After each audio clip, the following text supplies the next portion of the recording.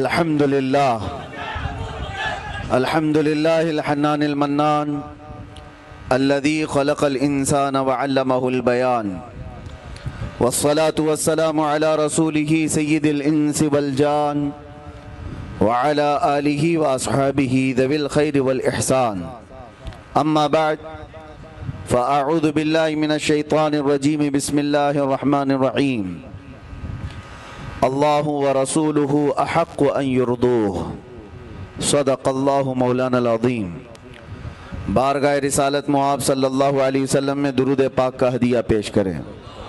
अल्लाहुम्मा सल्लि अला सय्यिदिना व मौलाना मुहम्मदिन मअदनिल जूदि वल करम व आलिहि व अस्हाबिहिल किराम व इब्निहिल करीम व बारिक व सल्लिम सलातन दाइमतन सरमदन अबदा बमुस्तफ़ा बरसां खैश के जी हमावूस्त गर बऊ न रसीदी तमाम बूलह बीस्त फिर के गली गली तबाह ठोकरें सबकी खाई क्यों। दिल को जो अक्ल दे खुदा तेरी गली से जाए क्यों। जान है इश्क़ मुस्तफ़ा रोज़ फजू करे खुदा जिसको हो दर्द का मज़ा नाज़े दवा उठाए क्यों। और इसी पैराए में इकबाल यूं कहता है, दो आलम से करती है बेगाना दिल को, दो आलम से करती है बेगाना दिल को, अजब चीज़ है लज्जत आशनाई।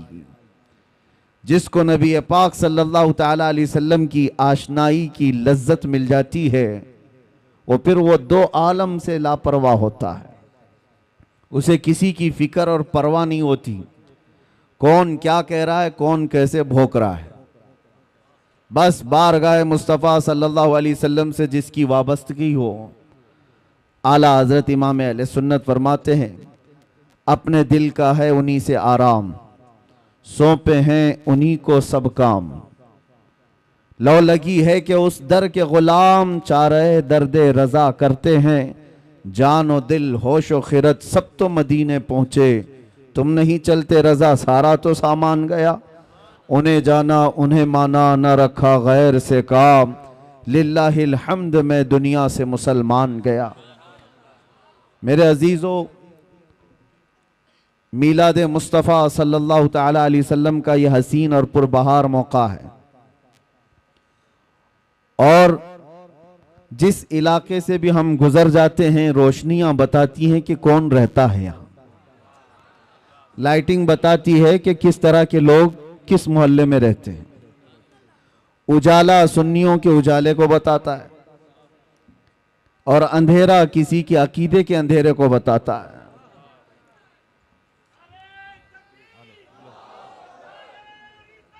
गुले गुलजारे बरकातियत हुजूर सैयदी अमान मिल्लत तशरीफ ला रहे हैं।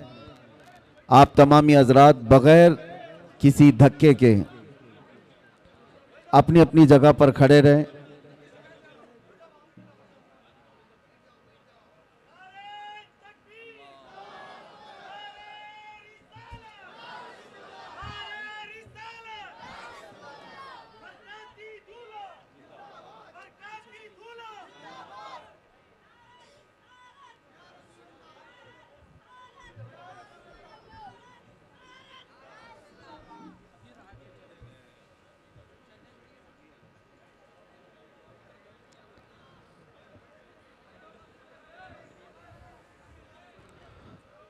हजरात, आबरूए खानवादे मारहरा, गुले गुलजारे बरकातियत, यादगारे असलाफ हुजूर सैयदी वसनदी अमान मिल्लत इस बज़्म की रौनक नहीं बल्कि जान बने तशरीफ़ रखते हैं। और अरसी केरे वालों की खुशनसीबी है कि उस अजीम खानवादे के चश्मो चिराग को आपने अपने यहाँ मदू किया हुआ है, बल्कि हज़रत ने यहाँ पर कदम रंजा फरमाया हुआ है। जिनके दरबार की निस्बत हासिल करके वक्त का मुजद्दिद यूँ कहता था, कैसे आकाओं का बंदा हूँ रज़ा, कैसे आकाओं का बंदा हूँ रज़ा, बोल बाले मेरी सरकारों के। वो एक गुंबद है जिसके नीचे 7 कुतुब आराम फरमा है। उसी माररा मुतहरा की खुशबुएं लिए हुए कर्नाटक की सरजमीन पर यह सैयदजादा तशरीफ लाया हुआ है। और हम दुआ ये करते हैं अल्लाह करीम की बारगाह में कि इन सादात का साया अहले कर्नाटक पर हमेशा कायम व दायम रहे। इनकी आमद से जो फयूज़ व बरक़ात चलते हैं, साथ ही अकीदे की हिफाजत भी होती है और एक सिराते मुस्तकीम पर चलने का हौसला आम सुन्नी नौजवान को मिलता है इन्हीं चेहरों से। अल्लाह तबारक व तआला इक़बाल बुलंद फरमाए। और आज की महफिल की बड़ी अजीम रौनक थे हुज़ूर सय्यदी व सनदी मुर्शिदी अमीन मिल्लत अदामल्लाहु फ़यूज़हु, लेकिन हज़रत की तबीयत की अलालत की वजह से, नासाज होने की वजह से हज़रत तशरीफ़ नहीं लाए। और इंशाअल्लाह हम उम्मीद करते हैं कि बहुत जल्दी इस इलाके में हज़रत को हम देखेंगे इंशाअल्लाह। मीलाद मुबारका का पुरबहार मौसम है। रबीउल अव्वल शरीफ ये जलसे जुलूस का महीना हम सुन्नियों के दरमियान कहलाता है। और मेरे अजीज़ों, ये किस्मत की बात है। मीलाद मीलाद मीलाद एक लफ्ज़ सब जगह मशहूर है। और मीलाद कोई एक नई चीज़ नहीं, मीलाद तो पैदाइश को कहते हैं, पैदाइश को कहते हैं। लेकिन नबी पाक सल्लल्लाहु ताला अलैहि वसल्लम के साथ मीलाद का लफ्ज़ हो जाता है तो वो सिर्फ पैदाइश नहीं, वो ईद मीलाद होती है। पैदाइश की खुशी भी है साथ में, हर एक के लिए नहीं है, नबी पाक सल्लल्लाहु अलैहि वसल्लम की विलादत के साथ। मुझे आप ये बताओ, जो इस मौसम में कीड़े मकोड़े बाहर निकल करके मीलाद पर शिर्क और बिदात के फतवे लगाते रहते हैं, उनसे पूछो होता क्या है मीलाद में? जिक्र रसूल पाक ही तो है।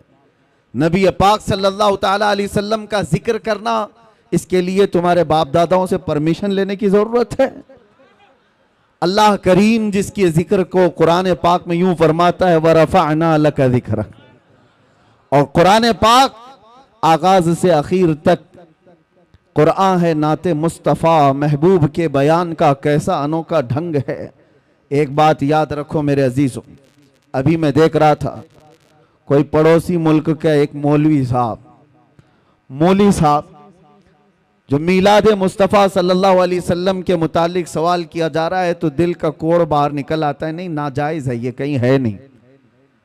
सामने वाले ने कहा कि सुना है सुन्नी लोग जवाब में कहते हैं कि मक्का में हुजूर पैदा हुए थे तो मक्का वालों ने मीलाद नहीं मनाई, इसलिए कि कुफार और मुशरिकीन थे जब हुजूर वहां पैदा हुए थे।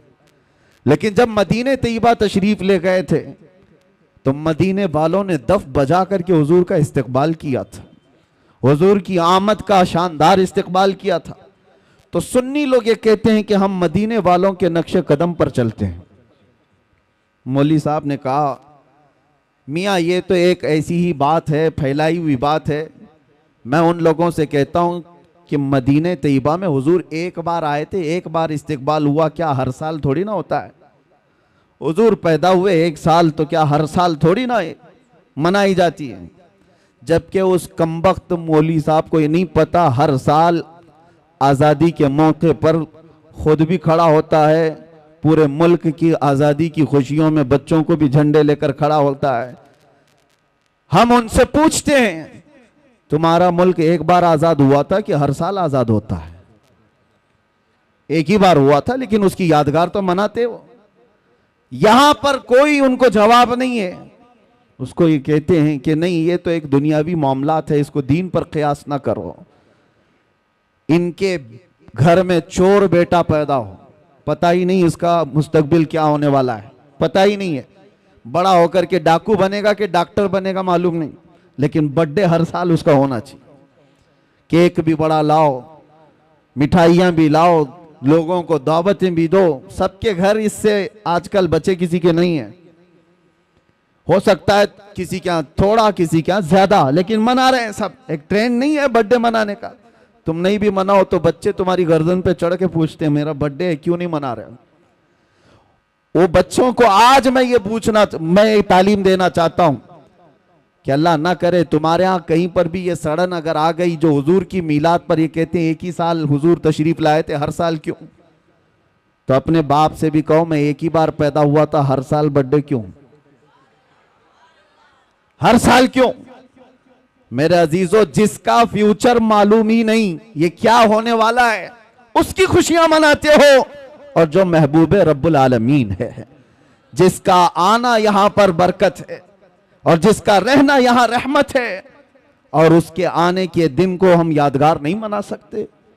दूसरी एक और बात फैलाई जाती है, ये इसलिए कि कंफ्यूजन में दूर करना चाहता हूं। सुन्नी लोग बेचारे ऐसे बौछार आ जाते हैं तो परेशान होकर के कहते हैं ऐसा है क्या, क्योंकि इल्म से वास्ता कम रहता है। लेकिन सोशल मीडिया पर आजकल आप ज्यादा एक्टिव हैं, तो हम भी चाहते हैं कि उसी तरह से आपको जवाब भी परोस दिया जाए। एक चीज और फैलाई जाती है कि 12 रबीउल अव्वल को तुम तो हुजूर की विलादत की खुशी मनाते हो, जुलूस निकालते हो, तुम्हें ये नहीं मालूम सुन्नियों कि हुजूर का उस दिन इंतकाल भी हुआ था, हुजूर उस दिन दुनिया से रुखसत भी हो गए थे। तो गम होना चाहिए, जो सहाबा को इतना गम था। सहाबा थोड़ी ना खुशियां मना रहे थे, हुजूर के जाने का दिन है। क्या अजीब चीज के जरिए से लोगों के जहन को खरीदने की कोशिश की जाती है।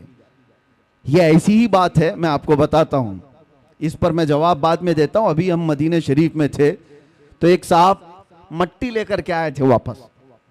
कहा कि हजरत हम जो है ये 6 महीने पहले उम्रा पे आए थे, जन्नतुल बकी की कुछ मट्टी लेकर के गए थे, तो लोगों ने इतना डराया कि जन्नतुल बकी की मट्टी जो है जुदाई के गम में रोती है, उसको वापस लेके आया। खैर ठीक है, तुम्हारी अकीदत अपनी जगह, और किसने इस तरह की बातें की। हम ये नहीं कहते कि सब मट्टी उठा लाओ। किसी ने कहा मदीने की मट्टी वो अपनी निस्बत के लिए एहतराम के तौर पर उसका अपना मामला है, उठाया तो उठाया, लाया तो लाया, लेकिन बहकाने वाले ने उसको किस अंदाज से बहकाया, ऐसे कि जुदाई के गम में रोती है, वापस ले जा। मैंने उससे कहा उस मौलवी को पकड़ के, खजूर नहीं रोता क्या, जो मदीने से 10-10 किलो भर के लाते हो? मदीने के दरख्तों में खजूर भी तो है, तोड़ के लाते हो। जमजम नहीं रोता क्या, वहां के कुएं से उठा करके लाते हो? किस तरह की इस तरह मैनिपुलेट करके लोगों के दिमाग को। इमाम आमश एक बहुत बड़े बुजुर्ग हैं, उनके पास एक साहब आए थे और उन्होंने कहा था ऐसा ही सवाल इमाम आमश के पास। कहा कि हुजूर मैं मस्जिद में सजदा करके जाता हूं, कंकरियां पेशानी पर लग जाती हैं, मैं घर पर जाता हूं झाड़ता हूं, तो कुछ लोगों ने कहा मस्जिद की जो कंकरियां पेशानी पर लगती हैं वो अगर घर में जाकर झाड़ोगे तो वो चीखती हैं, चिल्लाती हैं कि मस्जिद से मुझे उठाकर तुम बाहर ले आए। इमाम आमश से उसने पूछा कि इसका हल क्या है बताइए। तो इमाम ने कहा जब वो चीखने चिल्लाने लगे तो उनका गला दबा के पकड़ लेना। जब वो कंकरियां चीखने चिल्लाने लगे तो उनका गला दबा लेना। उसने कहा कि हुजूर ये भी क्या जवाब है, क्या कंकरियों का गला होता है? आपने कहा गला नहीं होता तो चिल्लाती कहां से? वो बड़े इमाम थे, बड़े बुजुर्ग थे, वो इस तरह के जवाब देते थे। ये जो आज फैलाया गया है, हाँ हुजूर की विलादत भी हुई थी, हुजूर का विसाल भी हुआ था 12 रबीउल अव्वल को, लेकिन फर्क ये है मेरे अजीजों, नबी पाक सल्लल्लाहु ताला अलैहि वसल्लम के जाने के गम के बारे में तुम कहते हो। हम दोनों चीजों को रख करके देखते हैं, तुम्हारे ऊपर हुजूर के जाने का गम गालिब क्यों है? हुजूर पाक सल्लल्लाहु ताला अलैहि वसल्लम की आमद की खुशी क्यों नहीं है? एक कुरान की आयत से मैं बताता हूं। इस उम्मत पर अल्लाह तबारक व तआला वैसे अज़ाबात नाजिल नहीं करता जैसे पिछली उम्मतों पर आते थे। पिछली उम्मतें जब गुनाह करती थी, कुछ बंदर बन गए, कुछ खिंजीर बन गए, किसी पर नोकीले पत्थरों का अजाब आया। रब ताला फरमाता वामतरना अलैहिम हिजारतम मिन सिज्जील मंदूद, हमने उन पर नोकीले पत्थरों की बारिश कर दी। फजअलना आलियहा साफिलहा, ऊपर वाले हिस्से को पलट कर नीचे कर दिया है। और कभी किसी को तेज हवाएं भेजकर खोपड़ियां उड़ गई हैं, लोगों के भेजे कानों से निकल गए। ऐसे तूफान नूह के अजाब आए। क्यों आते थे? उनके कुछ गुनाह थे, उन उम्मतों की कुछ नाफरमानियां होती थी, गुनाहों की वजह से अजाबात आते थे। लेकिन मैं पूछता हूं मेरे अजीजों, क्या वो गुनाह इस उम्मत में नहीं होते? क्या ये उम्मत वो गुनाह नहीं करती? शुएब अलैहिस्सलाम की कौम पर सिर्फ इसलिए अजाब आया था कि वो नाप तोल में कमी करते थे। यहां तो पता नहीं हर चौथा पांचवा दुकानदार वही कर रहा होगा। नाप तोल में कमी एक बहुत बड़ा गुनाह था जिसकी वजह से अल्लाह का अजाब आया, और वो नबी की नाफरमानी भी करते थे। नूह अलैहिस्सलाम की कौम अपने नबी को बशर कहती थी। यहां पर भी हैं वो अपने नबी को बशर, बशर का मतलब आम आदमी की तरह कहते थे। बशर तो है ही, आम आदमी की तरह समझते। अल्लाह का अजाब आया। लेकिन इस कौम में वो सारे गुनाह हैं, जिना भी है, चोरी भी है, डकैती भी है, नाप तोल में कमी भी है, नाफरमानियां है, शिरक है, कुफ्र है। अजाबात क्यों नहीं आते? इसका जवाब खुद रब्बे जुल जलाल कुरान में फरमाता है, वमा कान अल्लाहु लियुअज़्ज़िबहुम व अंत फीहिम। अल्लाह ताला इस उम्मत पर वैसा अजाब नाजिल नहीं करेगा इसलिए कि इनके बीच में मेरा महबूब जलवागर है। अब ये आयत तवज्जो चाहता हूं, अल्लाह ने क्या फरमाया? व अंत फीहिम, ऐ रसूल आप इनके बीच में हैं, आप इनके बीच में हैं, इसलिए अल्लाह का अजाब नहीं आता। कुरान से पूछो, क्या वो 63 साल ही अजाब नहीं आया था या अब तक नहीं आ रहा है? हुजूर जब रुए जमीन पर थे 63 साल जाहिरी जिंदगी, उस वक्त भी अजाबात नहीं आए। 1400 साल गुजर गए, अब भी वो अजाबात नहीं आते, बल्कि कयामत तक वैसे अजाबात नहीं आएंगे।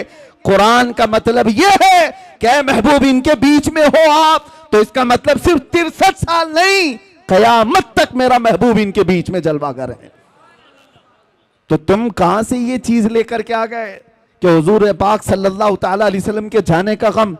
मेरे अजीजों, हुजूर हमारे दरमियान मौजूद हैं। एक बुजुर्ग की बात मुझे याद आती है। मदीने के बड़े आशिक थे, मदीने से जाना नहीं चाहते थे। हुजूर पाक सल्लल्लाहु ताला अलैहि वसल्लम के दरबार में हाजिरी दी, और जब जाने का वक्त आया तो रोने लग गए। कहा, क्या आका के दरबार में जो मेहमान आता है उसे वापस भेज दिया जाता है, जिसको जाने की तमन्ना ना हो? रोते रोते सो गए। मेरे आका सल्लल्लाहु अलैहि वसल्लम ख्वाब में तशरीफ लाए उस बुजुर्ग के। कहा कि जिसका अकीदा यह है कि मैं सिर्फ मदीने में रहता हूं तो वो मदीने में ही रह जाए। जिसका यह मानना है कि सिर्फ मैं मदीने में ही रहता हूं तो वो यही रह जाए, और जिसका यह मानना है कि हर आशिक रसूल के साथ रहता हूं तो वो दुनिया के किसी भी कोने में जाए, मेरी खुशबुएं उसके साथ हैं। अजीज़ान गिरामी वक़ार, हम सब सुन्नियों का यह अकीदा है कि हम जो मीलाद पाक सल्लल्लाहु ताला अलैहि वसल्लम मनाते हैं, इसमें मौत का जिक्र छेड़ करके, हुजूर पाक के इंतकाल की खबर मिला करके सुन्नियों को वरगलाने की कोशिश की जाती है। उस वक्त मैं आपको बताऊं, विलादत की खुशी और मौत के गम, दोनों चीजों को बता रहा हूं मैं, दोनों चीजों को। विलादत के दिन सबसे ज्यादा गम अगर किसी को था तो वो इबलीस को था। यह पक्की बात है कि नहीं? शैतान को सबसे ज्यादा गम था। और ये साहब कुछ लोग एतराजात करते हुए ये कहते हैं कि मिलाद के बारे में हम लोगों पर एतराज करते हो कि हम शैतान के चेले, हम मिलाद नहीं मनाते। और इबलीस लईन को हुजूर पाक सल्लल्लाहु अलैहि वसल्लम के जाने की खुशी हुई थी, और तुम लोग उस दिन खुशियां मनाते हो। इबलीस उस दिन खुशियां मना रहा था कि हुजूर इंतकाल कर गए। झूठे हो, झूठ बोलते हो। जिस दिन हुजूर का इंतकाल हुआ उस दिन भी शैतान खुश नहीं था, बल्कि वो ये कह रहा था, ये तो दुनिया से चले गए लेकिन इस्लाम पूरे कोने तक फैल जाएगा। इबलीस तो तुमसे ज्यादा जानता था, इसलिए हुजूर के इंतकाल के दिन इबलीस खुश नहीं था, जो हम पर एतराज करके बोलते हैं। इबलीस खुश नहीं था, वो उस दिन भी गम में था कि हुजूर गए तो गए, लेकिन सिद्दीक भी छोड़ गए, फारूक भी छोड़ गए, उस्मान भी है, हैदर भी है, और नबी पाक सल्लल्लाहु ताला अलैहि वसल्लम का ये मिशन ना रुका था ना रुकेगा। अजीज़ान गिरामी वक़ार, ये मीलाद के सिलसिले में चंद बातें थी जो आपको बताना ज़रूरी है, और बल्कि हर साल ये रिपीट की जाती हैं और अब महफूज रहेंगी।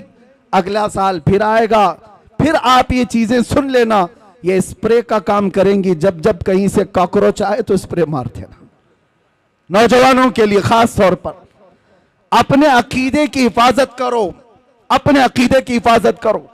जान है इश्क मुस्तफा रोज फजू करे खुदा, जिसको हो दर्द का मजा नाजे दवा उठाए क्यों। आज मैं ये बात अर्ज करना चाहूंगा जो कुरान की आयत मैंने तिलावत की। अल्लाह फरमाता अल्लाहु व रसूलुहु अहक्कु अन युर्दू, अल्लाह और उसका रसूल ही ज्यादा हकदार हैं कि उनको राजी किया जाए। बस अल्लाह और उसके रसूल ही ज्यादा हकदार हैं कि उनको राजी किया जाए। तुम किसको किसको राजी करने में लग गए। दुनिया कभी राजी नहीं होगी।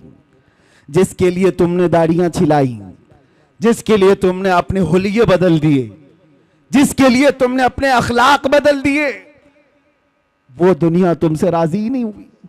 तुम महंगे महंगे कपड़े डिजाइन के फैशन के पहन करके सोचने लगे दुनिया को दिखाऊंगा। दुनिया फिर भी तुम पर उंगली उठाती रही, ताने मारती रही, लेकिन मेरे अजीजों ये कभी राजी नहीं हुई, कभी नहीं। जिन दोस्तों को राजी करने के लिए तुमने अपने माँ बाप को तर्क किया था, रात रात भर जो तुम्हारी मां इंतजार करती उनको छोड़कर 2% के नौजवानों की दोस्ती पर तुम रात गुजार लेते हो, और आवारगी पर ले जाने वाला हर अय्याश नौजवान, सुन ले ये बात, ये जिस नौजवान के लिए तूने अपने पैसे पानी की तरह बहाए थे और उसको खुश रखने के लिए अपनों को तक छोड़ दिया था, कल ये तेरे साथ क्या करने वाला है। इधर सांसों की माला रुक गई, टूट गई, तो कब्र में दफन करने के बाद आधा घंटा भी तुम्हारी कब्र पर खड़ा होना उसे पसंद नहीं है। रुखसत हो गया, मुट्ठी भर भर करके मिट्टी डाला और चला गया। यही है वो दुनिया। इसीलिए कुरान ये कहता है इस दुनिया में अगर सबसे ज्यादा हकदार कोई है जिसको राजी किया जाए वो अल्लाह और उसके रसूल है। और दुनिया इसको राजी करने के लिए बहुत पापड़ बेलने पड़ते हैं। कितनी मर्तबा अगर किसी के साथ कुछ हो गया, तुम्हारी तकरार हो गई, देखो उसको मनाने के लिए कितना वक्त लगता है, कितना वक्त लगेगा। लेकिन रब तबारक व तआला का दस्तूर और मेरे महबूब अकरम सल्लल्लाहु अलैहि वसल्लम का दस्तूर क्या है। यहां बंदा एक बार आता है, एक सजदा करे, अल्लाह उसे माफ फरमाए, वो एक सजदे में राजी हो जाए। और इधर मेरे मुस्तफा करीम सल्लल्लाहु ताला अलैहि वसल्लम जिनका दरबार आली ये है, आला हज़रत फरमाते हैं चोर हाकिम से छुपा करते हैं। और यहां पता है ना दुनिया में क्या है, जो चोरी किया हुआ है वो पुलिस से डरता हुआ घूमता है, पुलिस पकड़ लेगी वो छुपता रहता है। लेकिन या रसूल अल्लाह तुम्हारा दरबार ही अलग है, चोर हाकिम से छुपा करते हैं और यहां तेरे दामन में छुपे चोर अनोखा तेरा करके तुम्हारे गुनाह मांगे तुम्हारी पना और तुम कहो दामन में आ, तुम पे करोड़ों दुरूद। ये बारगाह मुस्तफा करीम सल्लल्लाहु अलैहि वसल्लम का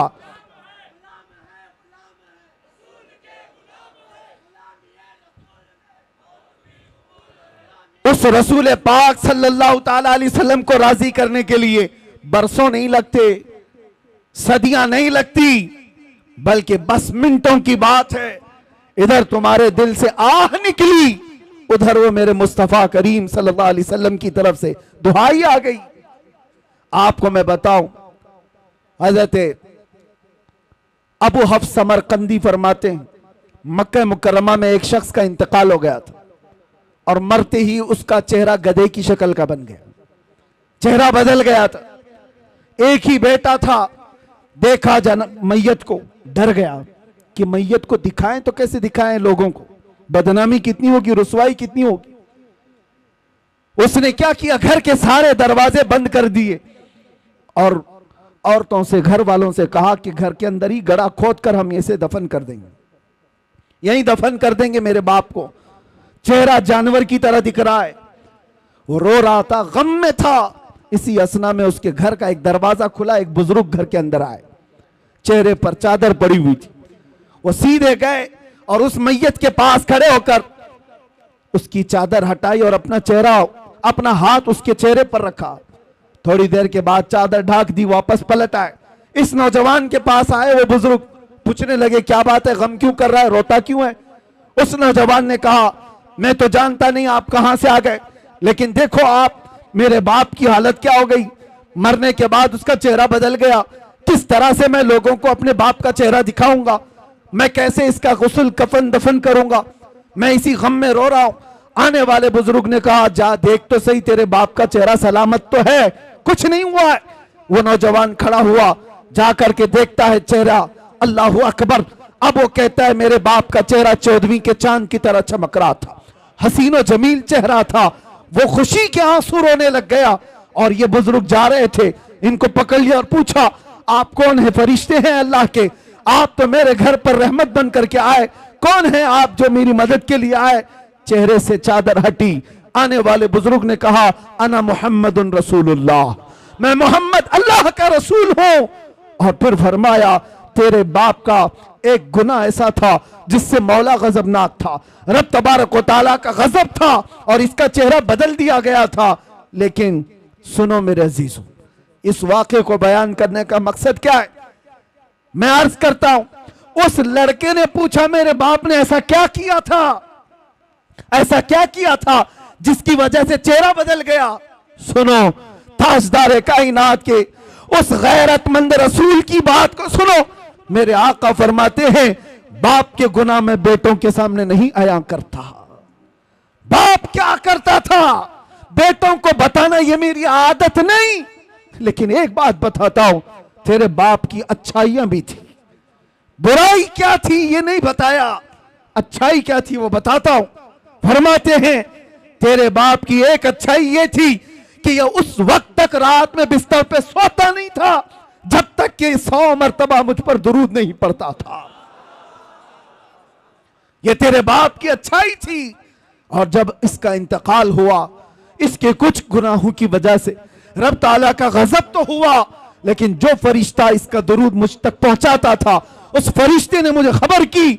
मैं मदीने से उसी वक्त यहां आया, देखा तेरे बाप का चेहरा सही में बदला हुआ था, लेकिन मैंने हाथ रखा चेहरे पर, अर्ज की मौला से ऐ रब्बल आलमीन, जो चेहरा मुझ पर रोजाना दुरूद पड़ता है अगर वो ही बदल गया तो दुनिया क्या कहेगी? रब ताला ने फरमाया हबीब आप अपना हाथ उठाओ, अब मौजूद जितने लोग हैं उन सबसे ज्यादा खूबसूरत उसको बनाया जाएगा। आता है फकीरों पे उन्हें प्यार कुछ ऐसा, खुद भीख दें और खुद कहे मंगते का भला हो।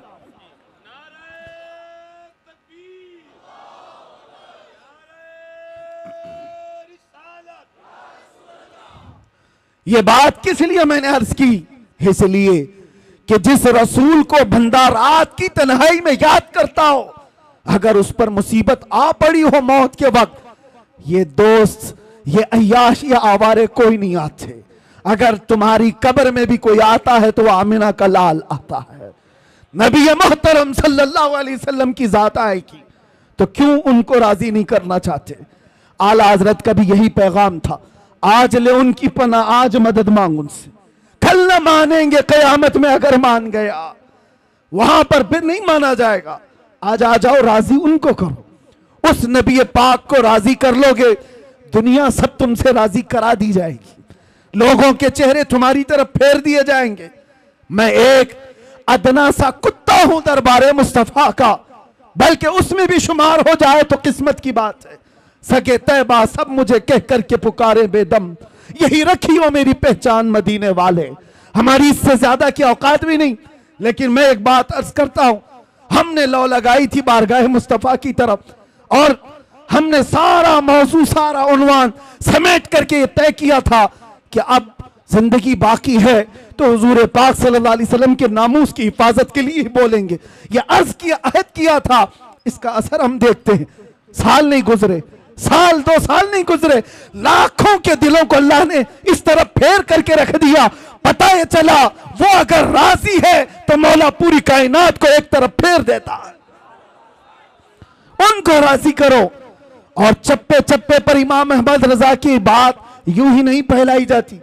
आला हजरत, ये कभी आला हजरत आए यहां पर, लेकिन अभी मैं कहूं इश्क मोहब्बत, इश्क मोहब्बत एक ही जुमला है, ये एक ही है, किसी भी जगह पर जाओ। आला हजरत ने अपने प्रचारक नहीं पैदा किए थे, एडवर्टाइजमेंट के लिए कोई बहुत ज्यादा सरमाया खर्चा नहीं किया था, ना ही उनके सिपाहियों को दौड़ा रखा था, ना सोशल मीडिया का दौर था। लेकिन जाओ दुनिया के जिस कोने में भी वो नाम जरूर तुम्हें मिलेगा। आला हजरत क्यों? इसलिए कि जिंदगी भर जिसको राजी करने की कोशिश करते रहे, तो मेरे मुस्तफा का ये कानून है, जो उनका होता है अल्लाह ताला उसकी मोहब्बत हर एक के दिल में पैदा करता है। और आज आला हजरत को हम यूं नहीं याद करते कि आला हजरत ने हमें फतावा रज़विया दे दिया है, आला हजरत ने हमें ये दे दिया वो दे दिया है, बल्कि जहां से याद करते हैं तो यूं कहते हैं, डाल दी कल्ब में अज़मत मुस्तफा। क्यों याद करते हैं? डाल दी कल्ब में अज़मत मुस्तफा सैयदी आला हजरत पे लाखों सलाम।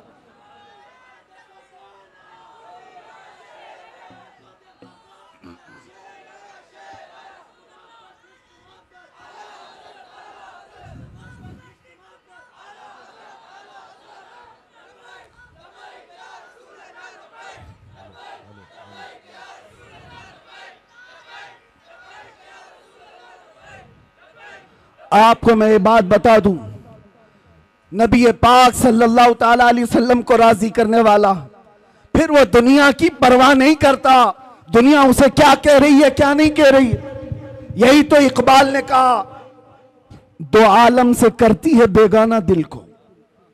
बात समझो, दो आलम से करती है बेगाना दिल को, अजब चीज है लज्जत आशनाई, अजब चीज है लज्जत आशनाई। ये बिलाल हबशी को मिली तो उन्होंने ये नहीं देखा कि उनका रंग क्या है। ये सलमान फारसी को मिली, उन्होंने ये नहीं देखा कि गुर्बत क्या है। जिसको भी ये लज्जत आशनाई मिलती है, वो फिर सिर्फ और सिर्फ उनकी रजा की कोशिश करता है, महबूब रूठने न पाए। आपको पता है, इसके लिए अल्लाह व रसूलुहु अहक्कु अन युर्दू, इस पर मैं बात कर रहा हूं। हिजरत का मौका है, मशहूर वाक़या आपको पता है, गारे सौर में मेरे आका सल्लल्लाहु अलैहि वसल्लम सिद्दीक अकबर के साथ एक सांप हज़रत अबू बकर सिद्दीक के पांव में काट रहा था, वाक़या पता है। और उसके बाद जहर चढ़ भी गया। नबी पाक सल्लल्लाहु ताला अलैहि वसल्लम वहां मौजूद है गार में। सांप से कटवाना आसान बात नहीं है। अरे मियां, अगर कांटा भी चुभ जाए तो हमारा जिस्म बेख्तियारी में हिल जाता है, आपको हिलाने की जरूरत नहीं। चलते चलते अगर कंकरी चुभ गई तो आप खुद ब खुद हिल जाओगे, बैलेंस बिगड़ जाएगा। आपके अंदर इख्तियार नहीं है कि चाह करके हिलूंगा, नहीं, बेइख्तियार हिल जाते हो, कांटा भी चुभे, सांप काट रहा हो, जहर चढ़ रहा हो, लेकिन सिद्दीक अकबर के जिस्म में जुम्बिश भी नहीं आती, हरकत भी नहीं आती। वजह क्या है? नबी पाक सल्लल्लाहु अलैहि वसल्लम उनके जानू पर सर रखकर आराम कर रहे। रसूल को राजी रखना है, खलल ना हो। और इधर ये सांप, आप आज भी तहकीक करके मालूम कर लो, सांप का जहर ऐसा है कि आधे घंटे में आदमी मर सकता है। कुछ सांप ऐसे हैं आधे घंटे में आदमी मर सकता है। सिद्दीक अकबर को जो सांप काट रहा था, बरसों पुराना सांप, जहर चढ़ चुका है, लेकिन आपके जिस्म में हरकत नहीं, आप पांव तक हिलाना नहीं चाहते। उनको पक्का मालूम होगा कि ये सांप का जहर अगर ऊपर तक चढ़ आया तो अभी थोड़ी देर के बाद मेरी मौत हो जाएगी, मौत हो जाएगी, जान जाने वाली है। और रसूलुल्लाह को वो नींद से उठाना नहीं चाहते। सिद्दीक बल्कि गार में जान उन पे दे चुके, हिफ्ज़े जान जो जान फुरूज़े गुरर की है। आला हजरत कहते, पता है आपको मैं बताता हूं, मुसलमान हो तो सबसे पहला फर्ज क्या है पता है आपको? सबसे पहला फर्ज, आप तो कहेंगे ईमान की बात पूछ रहा हूं, कलमा नहीं, सबसे पहला फर्ज है जान बचाना, जान की हिफाजत सबसे पहला फर्ज। फिर उसके बाद दूसरे फर्ज है नमाज या दीन की हिफाजत, ये दूसरा फर्ज। जो सबसे पहला फर्ज है वो जान बचाना। आला हज़रत फरमाते हिफ्ज़े जान, जान फुरूज़े गुरर की है, सारे फराइज की जान है ये, जान को बचाना। और सिद्दीक अकबर जान ही निछावर कर रहे हैं, किस पर? नबी पाक की सिर्फ नींद पर, उठाया नहीं। लेकिन बारगाह मुस्तफा सल्लल्लाहु अलैहि वसल्लम में जब कभी कोई खड़ा होता है तो उसे पूरा का पूरा लौटा दिया जाता है। ये नहीं है कि कुछ बाकी रखा जाता। हुजूर बेदार हुए, देखा सिद्दीक अकबर के चेहरे को बदला हुआ, जिस्म के अंदर अजीब सी कैफियत है। मेरे आका ने पूछा क्या हुआ? कहा लदगतिल हय्यतु या रसूल अल्लाह, अल्लाह के रसूल सांप काट रहा है। हुजूर ने अपना लुआब पाक लगाया, जहर खत्म हुआ। वाकया पता है, हजरत अबू बकर कहते हैं जिंदगी भर मुझे फिर ये पता ही नहीं चलता था इस पांव में सांप काटा था कि उस पांव में काटा था। एक बात ही। दूसरी बात, नबी पाक सल्लल्लाहु अलैहि वसल्लम मौला अली के साथ, असर का वक्त है, हुजूर की नमाज असर हुई, हजरत अली ने नमाज असर नहीं पढ़ी। यहां भी यही मसला है। नबी पाक सल्लल्लाहु अलैहि वसल्लम हजरत अली की गोद में सर रखकर आराम फरमा रहे, सूरज डूब रहा था। वो आम लोगों की बात नहीं कर रहा हूं, हैदर कर्रार की नमाज जा रही है, गम अंदर से है, लेकिन बारगाह मुस्तफा में बैठे नबी पाक आराम कर रहे हैं, नमाज जा रही है। मुझे बताओ, अल्लाह की इबादत और इधर रसूलुल्लाह की नींद। हजरत अली नहीं उठाए, सूरज डूब गया, असर चली गई। उसके बाद मेरे आका की नींद या मेरे आका सल्लल्लाहु अलैहि वसल्लम की आंख खुली तो आपने देखा हजरत अली को रोते हुए। पूछा क्या हुआ? असर कज़ा हुई। हुजूर पाक ने उनके लिए भी क्या किया? इशारा किया, डूबे हुए सूरज को पलटाया। वाकया पता है, असर की नमाज हजरत अली की अदा हो गई। दो चीजें मैंने आपके सामने रखा। एक, सिद्दीक अकबर, जिनको चाहिए था जान बचाना, जो सबसे पहला फर्ज है, वो निछावर कर दिया। और हजरत अली को जो दूसरा फर्ज है नमाज की हिफाजत, वो भी छोड़ दिया। किसके लिए? रसूलुल्लाह के लिए। किसके लिए? नबी पाक की नींद के लिए। एक जान कुर्बान कर रहा है और एक नमाज कुर्बान कर रहा है। आला हजरत अब इस पर क्या कहते हैं सुनो। सिद्दीक बल्कि गार में जा उन पे दे चुके, हिफ्ज़ जान जो जान फुरूज़े गुरर की है, मौला अली ने वारी तेरी नींद पर नमाज, वो भी नमाज असर जो आला खतर की है। तूने फेर दी उन्हें नमाज, तूने फेर दी उन्हें जान और उनकी नमाज। या रसूल अल्लाह, तूने फेर दी उनकी जान और उन्हें नमाज, पर वो तो कर चुके जो करनी बशर की है। अब क्या साबित होता है? साबित हुआ जुमला फराइज फुरू हैं। जितने फर्ज हैं ये सब ब्रांच हैं। फरा का मतलब समझते हो? फरा किसको कहते हैं? ब्रांच को, शाख को। असल और फरा दो चीजें। असल फर्ज है और उसकी जो शाख है उसको फरा कहते हैं। अब आला हजरत फरमा रहे हैं ये दोनों साहबा सिद्दीक अकबर के अमल से, मौला अली के अमल से यह साबित होता है जितने फराइज हैं ये सब ब्रांच हैं, ये सब शाखें हैं। जान बचाना ये भी फर्ज है, नमाज की हिफाजत ये भी फर्ज है, लेकिन ये सारे फुरू हैं। साबित हुआ जुमला फराइज फुरू है। असलुल उसूल बंदगी उस्ताजवर की है। असलुल उसूल बंदगी उस्ताजवर की है। अगर वो राजी ना हुआ तो फिर नमाज किस काम की? अगर वो तुम्हारे साथ ना हो तो जान किस काम की? वो जो न थे तो कुछ न था, वो जो न हो तो, सुन्नियों को ये पता है, वो जो न हो तो, और जान है वो जहान की, जान है तो जहान है। और इकबाल ये फैसला कुन अंदाज में कहता है आबरू माजना में मुस्तफास्त, हम सब की इज्जत आबरू मुस्तफा के नाम से है। हर चेदरी दुनिया बाद मुस्तफास्त, जो कुछ भी दुनिया में है वो मुस्तफा के बाद है। इस नुक्ते पर आ जाओ ऐ सुन्नी मुसलमानों, हमें राजी करना है, हमें करनी है शहंशाह बतहा की रजा जोई। वो अपने हो गए तो रहमत परवरदिगार अपनी। बस राजी करने पर लगे रहो मेरे मुस्तफा करीम सल्लल्लाहु अलैहि वसल्लम को। अगर वो राजी हो गए तो रहमत परवरदिगार हमारी। ये एक बात और बताता हूं, किस चीज के लिए दौड़ भाग कर रहे हो? सियासत के लिए, हुकूमत के लिए, चलो दौड़ भाग कर रहे हो, एजुकेशन के लिए, सक्सेस के लिए, दुनिया में क्या क्या चीजें सब गिनाओ, मैं बोलता हूं। सियासत चाहिए तुम्हें, क़ियादत चाहिए तुम्हें, एजुकेशन चाहिए, मुकाम बुलंद मर्तबा चाहिए, सब चाहिए। सारी चीजें कहां से मिलेंगी? बताता हूं तुम्हें। हुकूमत, सियासत, ये दुनिया, ये सारी चीजें। इकबाल की बात तो सुनो, कहता है कि मोहम्मद से वफा तूने तो हम तेरे हैं। अरे ये जहां चीज है क्या, अरे ये जहां चीज है क्या, लाहो कलम तेरे। तो सियासत और हुकूमत की बात कर रहा है, ये जहां चीज है क्या। हुजूर से वफा करके देख, लाहो कलम तेरे हैं। पता है हुजूर से वफा करने वाला गुलाम एक उमर इब्न खत्ताब, मिस्र से एक कासिद आया था, यह कहता हुआ कि दरियाए नील हर साल सूख जाता है। दरिया आज भी है वो दरियाए नील, हर साल सूख जाता है। और मसरी लोग क्या करते हैं, इजिप्शियन लोग 16 साल की एक नौजवान लड़की को दुल्हन बनाकर जुलूस निकालते हैं और उसको ज़बह करते हैं, दरिया में डालते हैं, फिर पानी ऊपर आ जाता है। हर साल बलि चलानी पड़ती थी, हर साल बलि चढ़ाई जाती थी।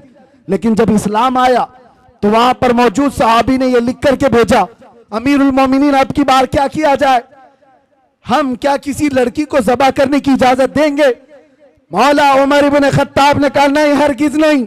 एक खत लिखा उस सहाबी रसूल को जवाब, उनको भी जवाब में लिखा, और एक खत लिखा दरियाए नील के नाम पर।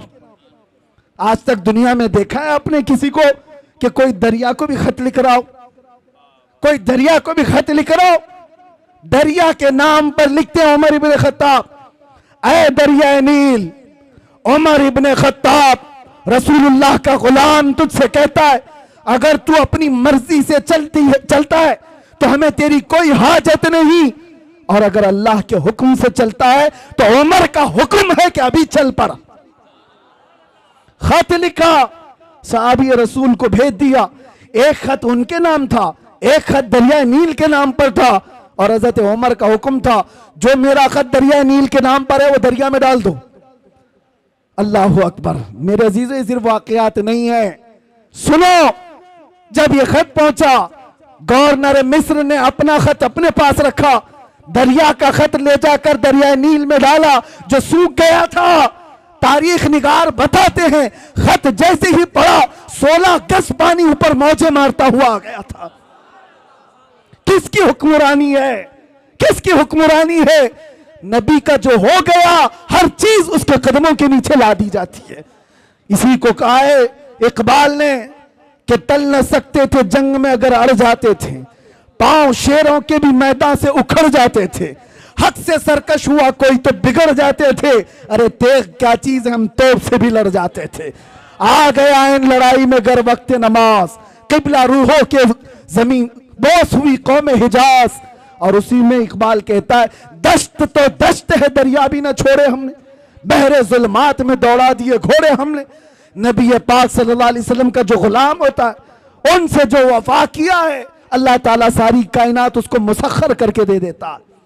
वो तो सिर्फ दरिया की एक मिसाल मैंने दी, दरिया की एक मिसाल दी। सहाबा कराम के ऐसे ऐसे वाकयात। हजरत सफीना एक जंगल में रास्ता भटक गए थे, मदीने के करीब एक जंगल में रास्ता भटक गए। कहते मैं रास्ता नहीं पा रहा था, अचानक एक दरिंदा आ गया, शेर मुंह फाड़े हुए मेरे सामने आ गया। साहबी रसूल है, सुनो तवज्जो से। और शेर को देखकर किसकी हैबत नहीं होती, सब कपकपी आ जाती। हजरत सफीना कहते हैं जैसे ही वो शेर करीब आया, मैं क्या करता, मेरे पास ना हथियार ना भाला ना नेजा कुछ नहीं। जब वो मुंह फाड़ कर मेरे पास आया, मैंने चीख करके इतना कहा, या अबल हारिस अना मौला रसूलुल्लाह, ऐ फाड़ खाने वाले दरिंदे, मैं रसूलुल्लाह का गुलाम हूं। हजरत सफीना कहते हैं वो शेर सर झुकाकर मेरे तलवे चाटने लगा और दुम हिलाता हिलाता रास्ता दिखाता दिखाता मुझे मदीने तक छोड़कर गया। उनके जो हो जाओ कायनात उसकी तरफ है। इसीलिए कुरान क्या कहता है, अल्लाह व रसूलुहु अहक्कु अन युर्दू, अल्लाह और उसके रसूल इस बात के ज्यादा हकदार हैं उन्हें राजी किया जाए। ये जितनों को राजी करने के लिए तुम पापड़ बेलते रहते हो, झंडे लगाकर, अपने गलों में पट्टे डालकर, इसके उसके नारे लगा लगा कर, होता क्या है, सियासी लोग तुम्हें लॉलीपॉप तो दे सकते हैं, बाकी कुछ नहीं। और क्या है, इनके पास इधर से धक्का मारा उधर पहुंचा, उधर से धक्का मारा इधर पहुंचा, और इनके खुद के 5 साल के ठिकाने नहीं। जिनके 5 साल के ठिकाने नहीं, उनसे तुम अपनी आबरूएं वाबस्ता की हो, अपनी उम्मीदें वाबस्ता की हो। और जो सुल्तान और बादशाह क़यामत तक का है, उसके दरबार की तरफ हाथ क्यों नहीं उठाते? उसके दरबार की तरफ उठाओ। इसीलिए मारहरा का अजीम कलंदर अपने दौर में हुजूर सैयदुल उलमा जब वो दौरे करते थे, उनका भी एक वक्त था जब हुकूमत भी कांप रही थी उनकी जुबान से निकलने वाले अल्फाज और हजारों के मजमे में उनका असर देखकर। और उस जमाने में हुकूमत एक डिक्टेटरशिप की तरह थी। लेडी प्राइम मिनिस्टर, उनकी तरफ से सुना गया कि कहा गया, मियां सैयद मियां आप राज्यसभा की कुर्सी ले लीजिए, आप भी पार्लियामेंट के मेंबर बन जाइए। तो आप सैयद मियां रहमतुल्लाह अलैह ने फरमाया था, जिसके पास आयतल कुर्सी हो उसे तेरी कुर्सी की जरूरत नहीं।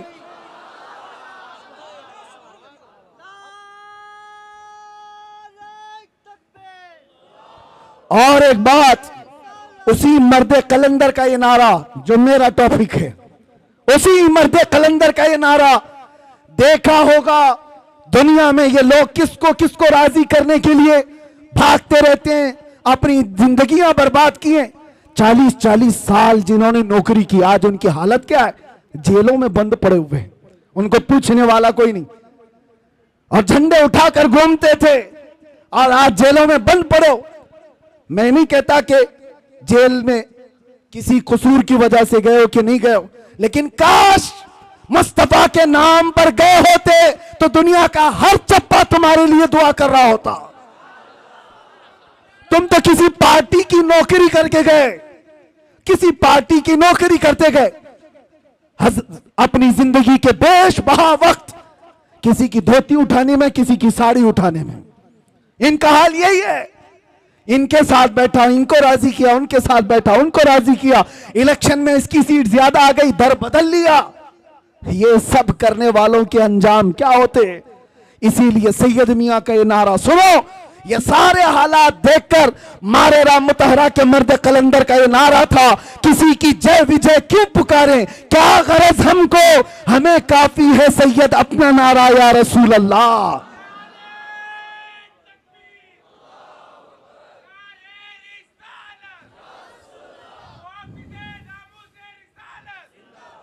अजीजा ने गिराम वकार, बस मैं अपनी बात को खत्म करता हूं। अल्लाह और उसके रसूल को राजी करने की फिक्र में रहो, बाकी किसी को राजी करने की जरूरत नहीं।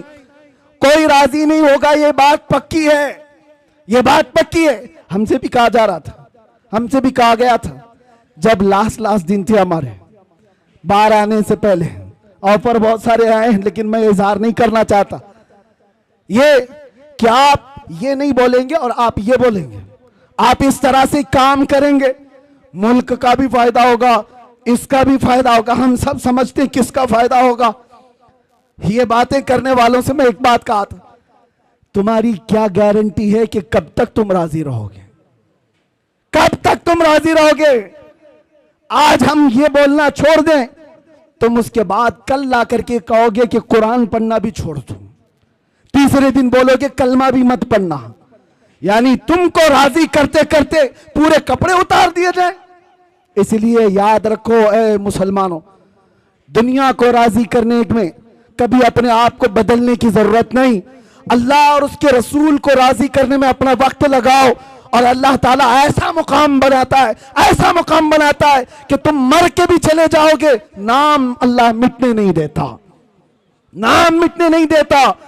बस यही मेरा मैसेज है कि आज झूम करके हम ये कह करके जाएंगे, दुनिया किसी भी तरफ बुलाए, दुनिया किसी भी लालच की तरफ हमें पुकारे, हमें वो नहीं देखना है और ना उनको राजी करना है, ना हुस्न को राजी करना, ना दौलत को राजी करना, ना वक्त के तागुतों को राजी करना। बस हमारा क्या मिशन है? अपना सब कुछ गुंबद खजरा, कल भी था और आज भी है, मेरे नबी से मेरा रिश्ता कल भी था और बतला दो गुस्ताखे नबी को, गैरत सुन्नी जिंदा है, उन पे मर मिटने का जज्बा कल भी था और लब्बैक या रसूल अल्लाह।